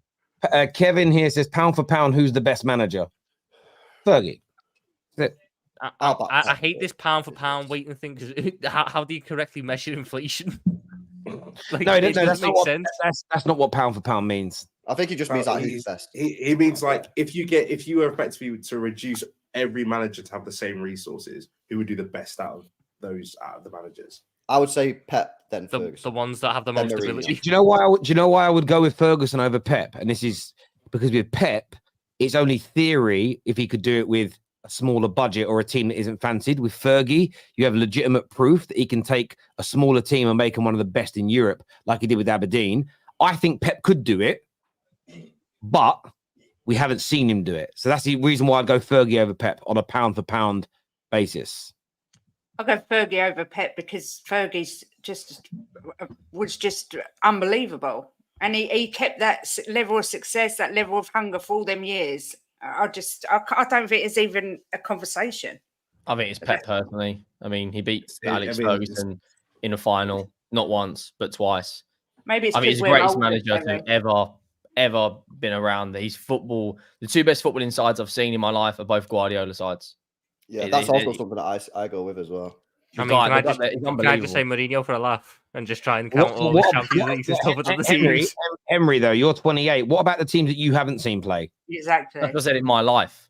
Yes, but again, if you're going to judge someone, if you're only judging based on what you've seen, look at his achievements. He's hang on. I'm not challenging per se. I'm just trying to understand your logic. So based on that, you don't have Maradona or Pele or Beckenbauer in any of your top players ever, then? No, I don't know. Okay, fair enough. That's cool. I look at it like I can't judge something out of my lifetime. Like my father-in-law would say Maradona was the best. I don't know. Yeah. All I can see is you don't think Muhammad Ali is the greatest boxer of all time? No, I think it's Mayweather. When you don't lose in your sport, how are you not the best? 50-0. Muhammad Ali died because he took too many punches to the brain. Simple as that. Fucking hell, bro. You can't say that, bro. Jesus Christ. Right, look what we do. That's that's one of the reasons you died. Mayweather, literally his face hasn't been hit. Wow. What I don't get what we do. Like Mayweather is clear. Jeez, never thought I'd end up with this on the show. I was not expecting this in a pound for pound manager debate. Bro, these guys 50-0, bro. 50-0. Bro, that is mad. That is mad. How is it mad? It's a fact. But you can't say that, man. The way you said it. But you can't say that. But it is factually correct. All right, we're moving on. We're moving on. I mean, I don't know. It's factually correct that Mayweather is 50-0. I'm just trying to ascertain if you don't consider people that you didn't watch. I understand why you would pick Pep if you don't assess people of teams you didn't watch. Because there's great Fergie teams that existed before you were born. So it makes sense to me in that regard. So you think Marcus Rashford's better than Jimmy Greaves based on that logic? No. Well, you didn't see Jimmy Greaves play, so you can't think he's Rashford no, better. But what I can look at is the numbers and see the guy's record is unbelievable. Rashford is bang average. So again, but you didn't watch Jimmy Greaves play, so you got no idea how good he was. You see how your logic's flawed? Yeah, it's flawed. It's all over the place at the moment. I get that. But like it's like when people say, oh, but Maradona was the best, but you're 15 years of age. How do you all you're going based off is content? Can I ask you a question, Henry? I want to get your answer. If there's no animals and no people there, and nothing to measure it, if a tree falls over in the forest, does it still make a noise? I've heard this one before. Of course it makes a noise. Of course it does. Terry's on the wind up now, man. Yeah, I am. I'm just saying, as I say, I just love the logic. I'm not even challenging your point. I just love the logic. I get it. I get it. Look at Guardiola. If that's your logic, you have to be consistent in everything, which means, based on your own logic, it means David Moyes is a better manager than Bill Nicholson. Yeah, but No. Okay, there's definitely a flaw in the logic I'm saying, but it's like when, for instance, one of my friends might say, "Oh, Maradona's the GOAT." But you weren't even alive. You didn't see any of his achievements. Look at Messi right now. Everyone considers Messi the GOAT. We're all sitting here. We've all witnessed what he's done in the last 20 years. None of us. I personally don't think it's right for any of us on the screen to say Pele was a better footballer than Messi because none of us saw him play. Yeah, hang on a minute. I wasn't there during World War II, but I know what happened. I know that. Research in history. Yes, I get that. Right, but okay. Let me think of another example. Go on. We've got all night. Well, we haven't. But okay. Would you say that Bill Nicholson was a better manager than, I don't know, did he achieve more in football than Thomas Tuchel as a manager? Oh, I'll have to look at his record, but I would probably say, especially in England, yes, definitely. In football throughout, though, has he achieved more? Probably. No, he's only won one league title. Thomas Tuchel's won multiple league titles, a Champions League. You could look at it and say it was better. Yeah, I don't get your point, though. What's your point? Well, the point is, Bill Nicholson was the first manager to win a double in Britain. Was one of the first managers to win multiple FA Cups and literally for about a decade put Tottenham relevant. We're not at that level anymore. We haven't been at that level since. So do you look at the level of achievement doing it at a club that hasn't won a league title in 60 years and go, hang on, if he did it, he's at the level? Or do you look at Thomas Tuchel? I agree. I don't discount what Bill Nicholson did just because I didn't watch him do it. I researched what he did. I researched the context of the situation Spurs were in at that time, and you can apply that as long as again, anyone can have whatever logic they want, but you have to be consistent with. And we have these arguments a lot on here. We've had Liverpool players in the past, fans in the past say you shouldn't judge players on trophies. But then when hang on a minute, hang on, let me finish the point. I'm not challenging that. Then when it came to the Souness versus Pogba thing, they said, well, Pogba, put your medals on the table. But when it comes to Gerrard and Scholes, they don't like medals being put on the table. I don't really mind what anyone's logic is, but you have to apply that logic always. And your logic that you gave for Pep versus Fergie means that David Moyes is better than Bill Nicholson. Therefore, I don't think it works. But that's just it. Well, look, we're going to move on. We've got a lot more super chats to get through. Ellie, just a girl who loves Spurs. Thank you for gifting 5 more memberships to our viewers. You're amazing. And Tyler for another 5 as well. This year from Jimmy, he says, to be fair, when Pep goes through a period of injuries, his philosophy massively falls off a cliff. Look at the players in the last United Premier League win. That's a good team. I like that Man United team. Klopp over Pep in terms of football entertainment. I agree with that. The games are more entertaining, there's no doubt. Henry, when you don't lose, you are the best in your sport. Oh, that... you know what's coming now. Yeah, you don't think it through. When you don't lose, you are the best. So Invincibles are the best. Oh, you've done yourself. Well, yeah, they are the best. They are the best because they won the league title. So technically, the best ever. But they're not the best. Technically, no, they're not the best team. But then you got to apply different levels of context. They were the best that year, yeah, granted, because they won the league title. But they're you not the can best- also apply that to Muhammad Ali. Do you know the level of opponents he fought year in, year out compared to Mayweather? Exactly. Yes, but when you look at the career that Muhammad Ali had, what did he have? 4 or 5 defeats. Mayweather fought everyone he could and didn't lose a single one. I love Mayweather, but he didn't fight everybody at their pomp and peak either. No, he didn't, and that's the only down in the So argument. He did run from back. Where Ali definitely did. Look, we're going to come back to some more of these super chats in a bit. Please hit like buttons for us. Please subscribe. Liverpool versus Chelsea. How's the game going to go, LB, in your opinion? Liverpool win. I think it'll be easy win. Not necessarily easy win, but I think like the result in the end. Yeah, I just don't see Liverpool dropping points at this game. I think they'll win every game at Anfield now for the rest of the season. I think they'll beat Arsenal. And I know Tom's getting up some sort of stats here to sort of like make it a little bit more. I was trying to find the Chelsea team that's going to play. I don't know if they got injured.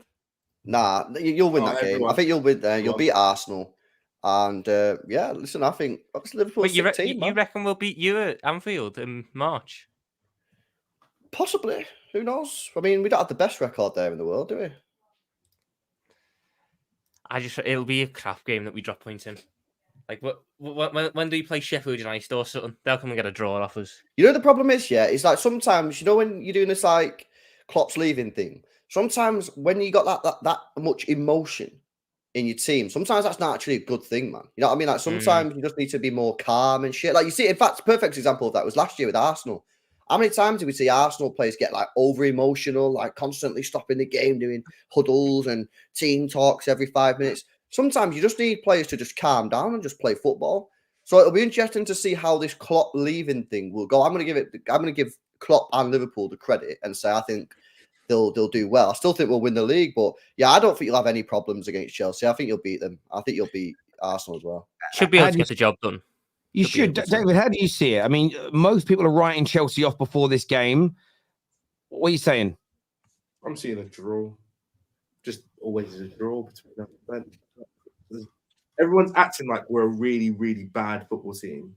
And I think it's just a really lazy analysis of what Chelsea are right now. It's not we're a constantly bad football team. We'll have really good games, but we will have really bad games. So we're about an average team. It depends what Chelsea shows up. If the bad Chelsea shows up, we'll lose. If Chelsea shows up, we have every chance of winning this game. We should have beaten them in the first game.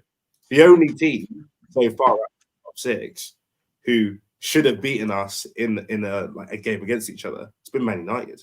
They've been the only ones. Everyone else we've either beaten them or we've made some really stupid decisions during the game that's led to it being a draw.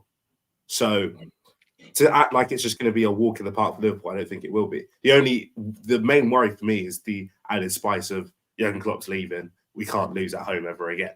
That's the only thing that really worries me. But Chelsea are far better suited to playing teams that press them and attack them, and we have been in very good form. So I don't know why it's such a very matter of fact Liverpool are going to win, but by all means do that, because every game that seems to happen where 99% of people say this team is going to win, they tend not to. So, well, the reason why people are saying that is because you failed to win 12 games this season. You've only won 9. Liverpool have won 14 out of 21. Okay, fine. But in the past 5 games, we have won 4 of them.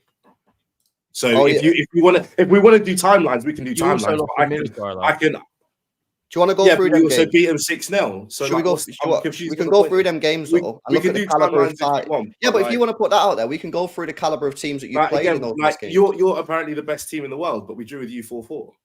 Right, and but if it's not apparent, they are. They just won the Club World Cup. They are the best team in the world. But my point is to act like it's just going to be a simple walk in the park for Liverpool. I think would be a very lazy analysis. I don't think it'll be a walk in the park. I'm just saying. I think Liverpool will win the game. I think Liverpool are a better team than you, and they're at home. I don't think that's like an outlandish statement. You're in 9th, bro. Liverpool are first. For me to say anything other than I think Liverpool will win is an outlandish statement. Surely you would agree with that. And we've got all the momentum at the minute. Like we're through in the cup. We're in the final, obviously against you. I'm hoping that the Klopp news is galvanizing rather than demoralizing. And if that's the case, everything's just sort of in our favour to put the wind behind the sails and push us on.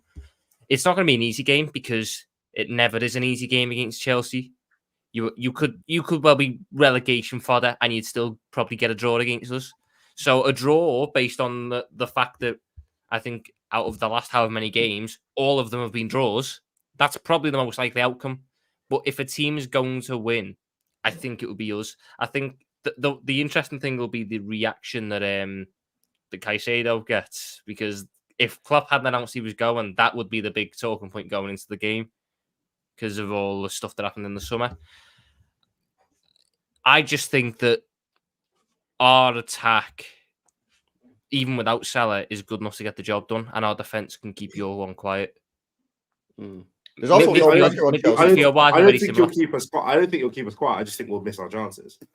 That's the biggest worry we have. We just miss chances. Yeah, but I think... like XG wise, we create just as many chances as Arsenal. So again, we're not a bad footballing team. Yeah, but I don't think Arsenal create many chances. They do. Oh, sorry, I forgot. I forgot you are Mr. XG. I just look at it. I am, and I'm consistent with it. No one can come at me saying, "Oh, he's just." The game. Chelsea do definitely perform better against the bigger teams, but yeah, but is that away from home as well, or is that just at Stamford Bridge? Well, they've beaten us away from home. The game against us was an absolute battering, but I personally feel with the emotion. I saw Jurgen the other night against Norwich when they're singing "You Never Walk Alone." I think every game now is just going to be like that, and they're just they'll just go on a run where, and especially against Chelsea, Big Six. But the one player that I think they have, which is going to cause you abundance of problems, is Cole Palmer. He's like going to cause. I think he'll cause you problems. What position is he going to play? Is he going to play off the right or in the middle? I hope he plays in the middle. Oh yeah, I think he's better in the middle as well. If he's in the middle, he's probably going to cause us more problems. If he was out on the right, I'd trust Joe Gomez to deal with him. But it's in the middle where I don't even know if McAllister's fit at the minute. So if he's not fit, we're going to have to shoehorn Curtis Jones in at DM and then play Ryan Gravenberch and Szoboszlai. What about the returning Nkunku? Are you worried about going up against him, Tom? No. We played much better. We played much better attackers than this year. I trust my centre back partnership of Canate and Van Dijk, and my goalkeeper in Alisson to keep him quiet. Whereas I think that our attack can cause more problems than their one can, based on the defenders that we're going up against. I look at our. I don't know the stats off the top of my head. I still think we're the best defense in the league in terms of goals conceded. You got the second best attack and the best defense in the league. Yeah, so like it's not like just some flash in the pan thing. We've come up against some very good attackers this season and kept them quiet. It's just and the fact that he's coming back from an injury, don't know what state he's going to be in. You know, maybe he's a good player, but I don't think this is the right game for him to showcase that. It's a big ask for him to go to Anfield. Yeah, and I personally think we'll start with Broja again, which is not great, but I don't mind that. Our man doesn't play up top. He's tall, and he might be able to head the ball in the back of the net.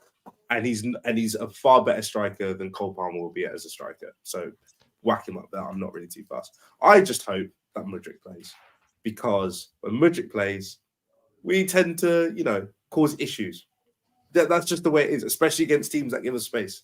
Because Mudryk, I know everyone loves to laugh and he's really bad and ha ha ha, but every time he's played this year, he has had moments in games where you go, that's the player that we've signed for this amount of money.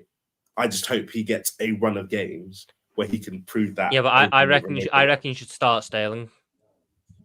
I want Sterling and Mudryk with Cole Palmer in and then Broja up top. I'm pretty sure I can't properly remember. I'm pretty sure every time Sterling what about Captain Leader Legend Gallagher? You need Gallagher in your midfield. He's your best midfielder. Oh, Gallagher can get out. I don't care about him. He's awful. I'm sorry, not fast. Well, you're getting 80 million from him, apparently, if you believe the rumor. Oh, if Spurs give us 60, 50, no chance. 70, please take him. He will be a Spurs player in the summer, but it will be for about 30 mil. What would be a better deal for Chelsea? However much you got for Mason Mount, or 40 million for Gallagher? No. Mason Mount one. That one was beautiful. That one will. Havertz one. The Havertz one. Because at least Havertz had like the Champions League goal, so we could like bargain with that. Mount set that up though, bruv.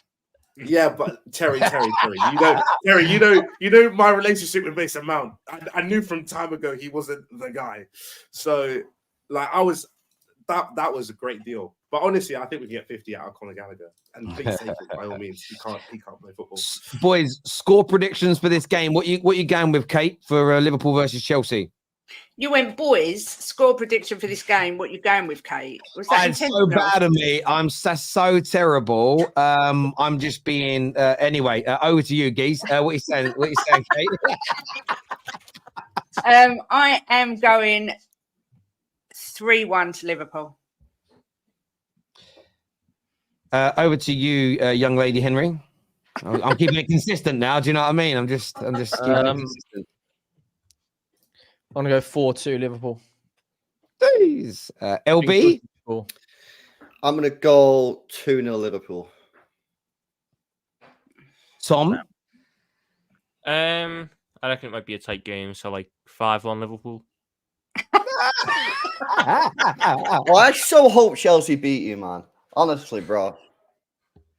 I hope Nkunku scores as well. Oh, but I'll do it 2-1 Chelsea.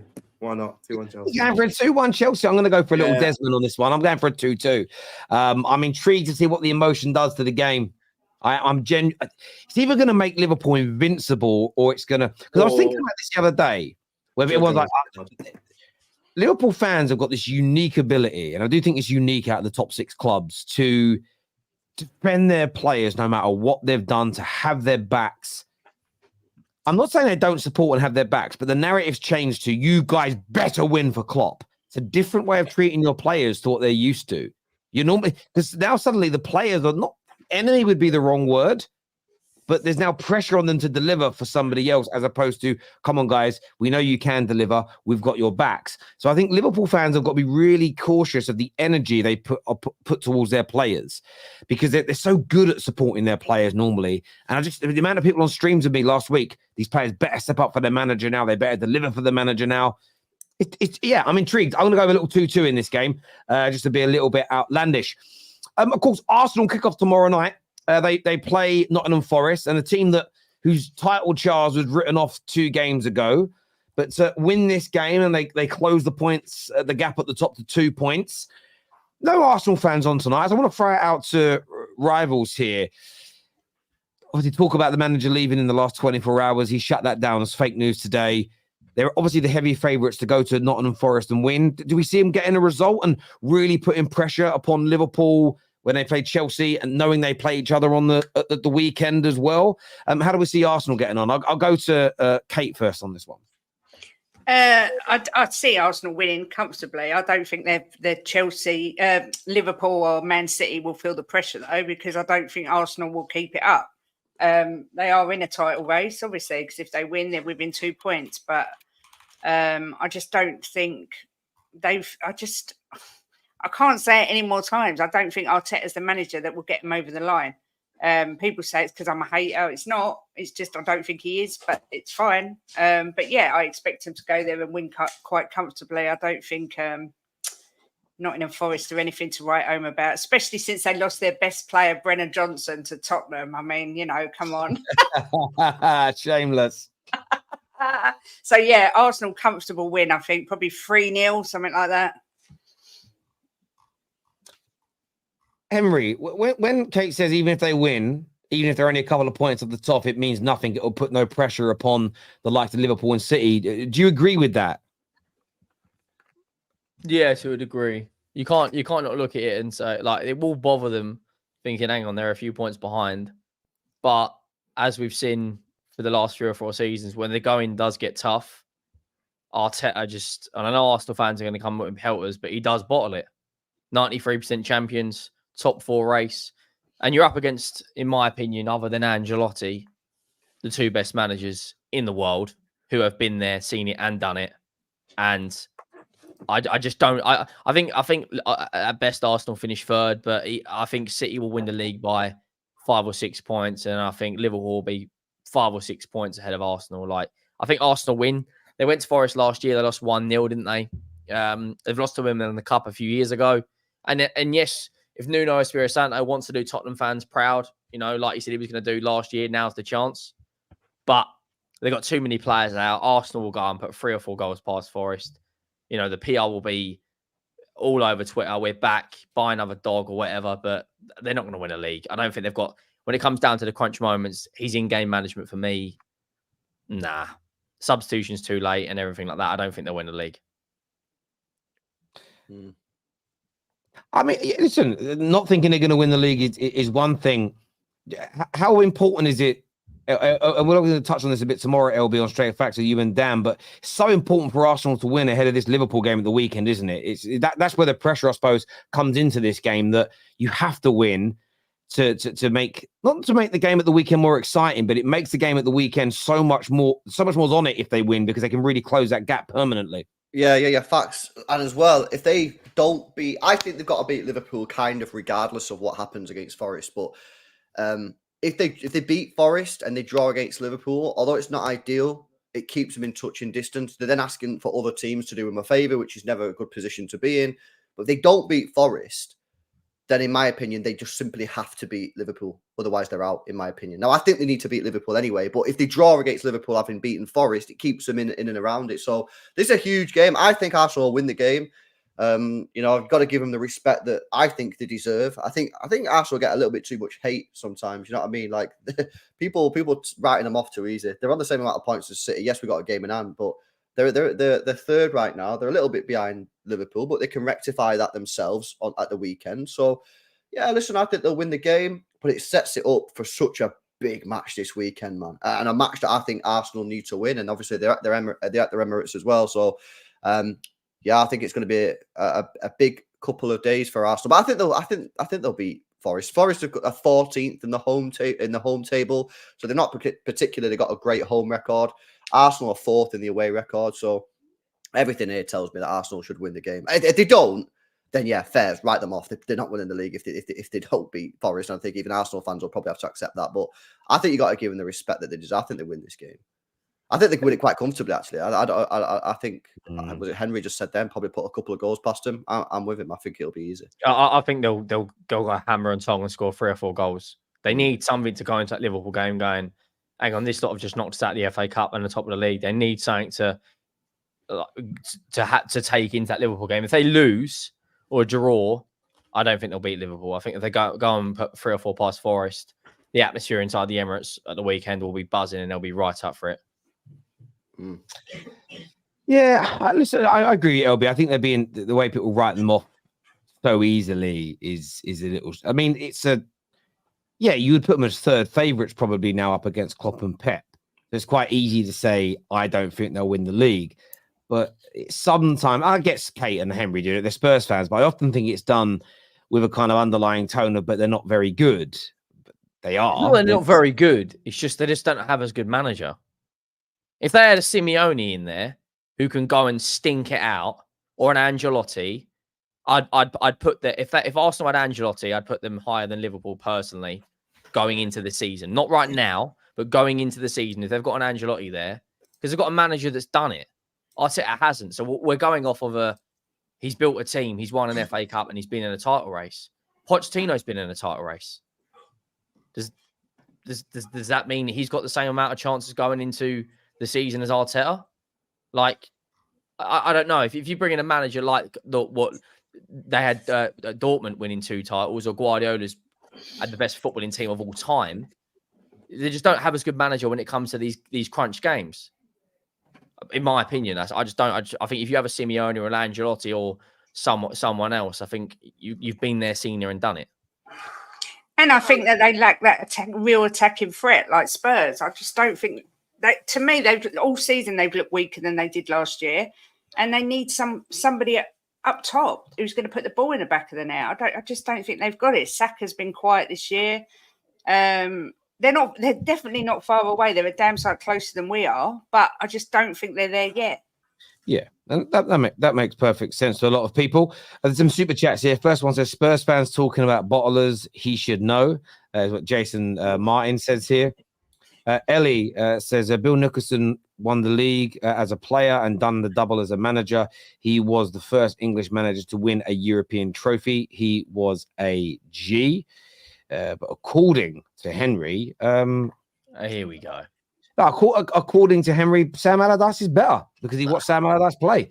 So you're not going to leave that down now, Henry. That's it I forever. didn't even watch Sam Allardyce play. He's like the guy's like nearly 70 years of age. Klopp versus I meant as a manager. Sorry, Klopp plus Wenger did more than Mourinho, Fergie, and Guardiola. That's bait. Yeah, I wish I had that meme right now. That's bait.